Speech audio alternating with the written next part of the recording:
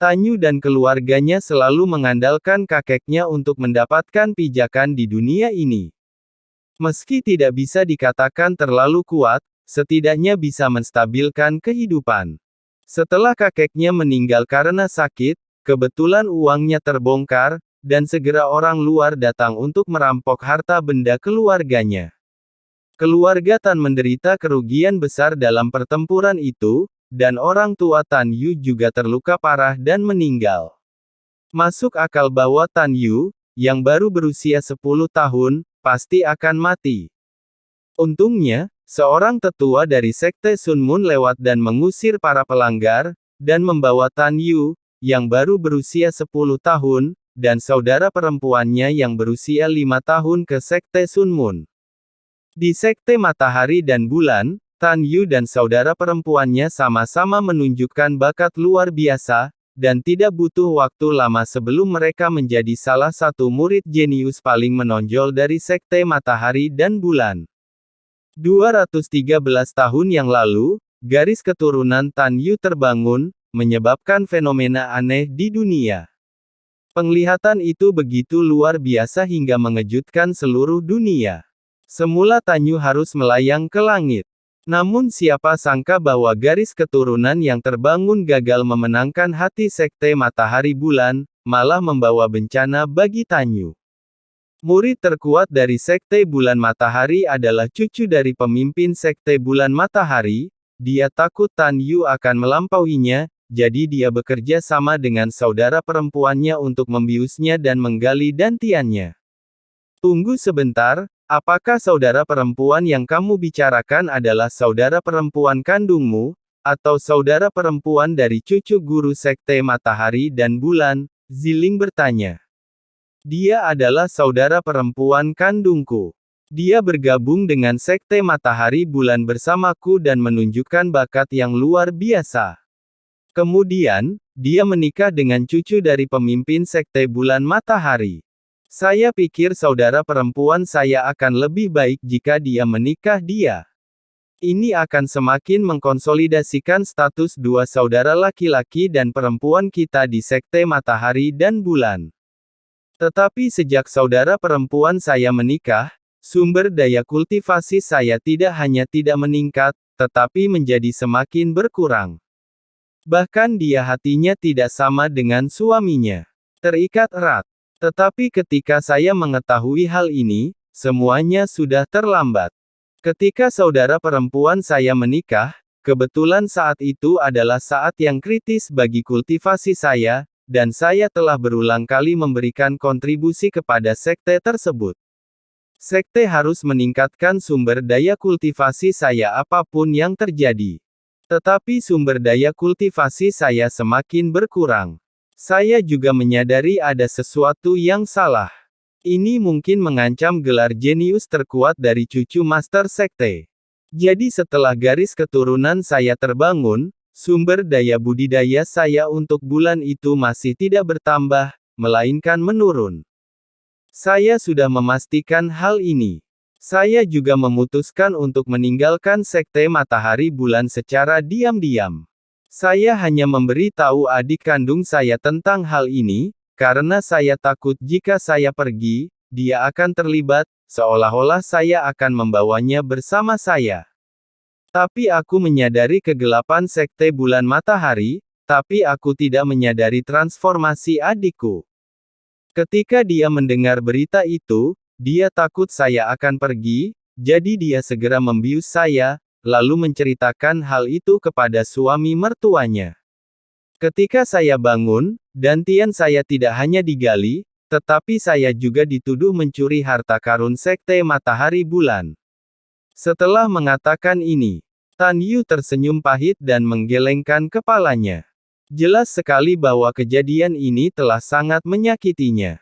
Bahkan setelah lebih dari 200 tahun, dia masih tidak bisa membiarkannya keluar.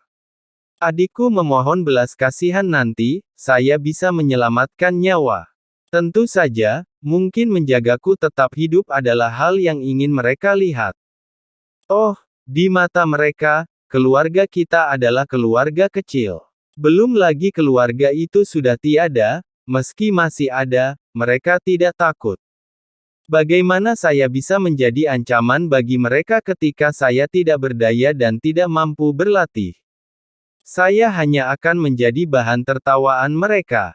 Tetapi setelah dikhianati oleh saudara perempuan kandung saya, kehilangan kultivasi, dan menderita kesakitan, saya tidak ingin lagi melanjutkan hidup dunia ini, jadi aku pergi ke kuburan orang tuaku dan ingin mati.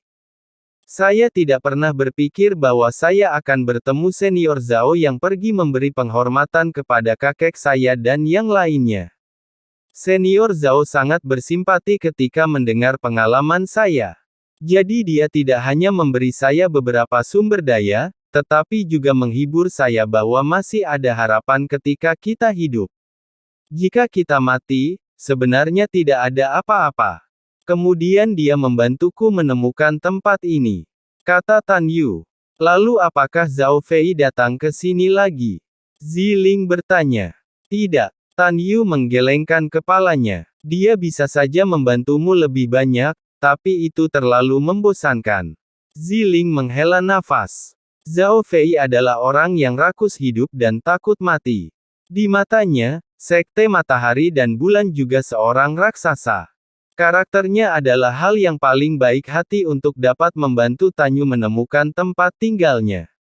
Chu Feng punya ide berbeda. Dia telah melihat keserakahan Zhao Fei akan hidup dan ketakutan akan kematian. Dia orang baik, tapi ketakutannya akan kematian juga nyata. Jika bukan karena kenyamanan senior Zhao saat itu, aku akan mati. Dia memperlakukanku dengan sangat buruk, sebenarnya sangat membantu. Kata Tan Yu. Bagaimana mungkin dia tidak mengerti bahwa Zhao Fei tidak mencoba yang terbaik untuk membantunya, tapi dia masih sangat berterima kasih. Dan Chu Feng kebetulan menyukai Tan Yu. Dia bukan orang yang kuat, jadi dia harus membantunya. Ini dunia tidak memiliki logika seperti itu.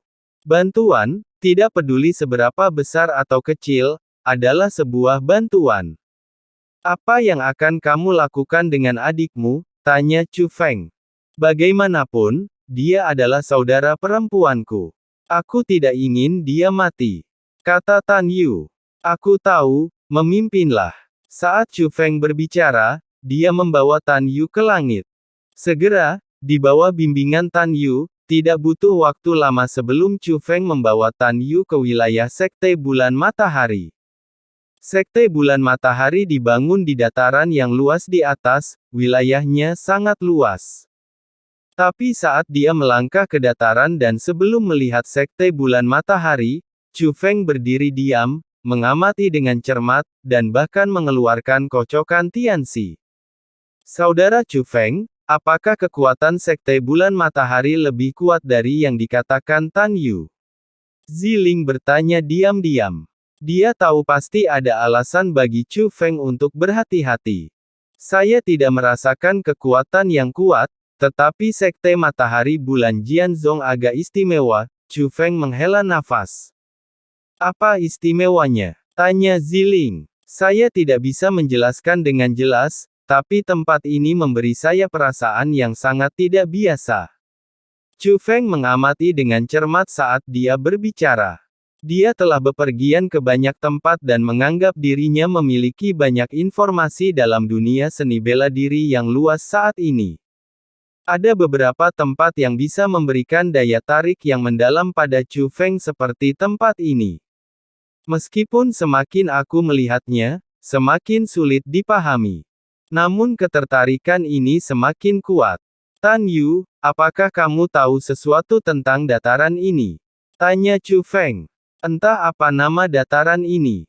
Konon tempat ini awalnya adalah tempat terpencil karena ketika pemimpin generasi pertama Sekte Matahari Bulan sedang bepergian dan lewat di sini, dia kebetulan melihat fenomena spektakuler dari dataran tersebut, matahari dan bulan terbit bersama-sama. Saya menyadari bahwa tempat ini luar biasa. Jadi kami mendirikan sekte di sini untuk berdakwah. Dan beri nama sekte tersebut Sekte Matahari dan Bulan. Ketika Tan Yu mengatakan ini, Chu Feng menjadi semakin yakin tempat ini tidak sederhana. Bagaimana fenomena aneh bisa muncul di tempat biasa? Jadi Chu Feng mulai mengamati dengan cermat lagi. Tan Yu melanjutkan. Dan penglihatan ini telah muncul berkali-kali dalam catatan Sekte Matahari dan Bulan, tapi aku belum pernah melihatnya. Jadi, ini adalah tanah yang diberkati. Mungkinkah ini berisi harta karun? Ziling juga bertanya.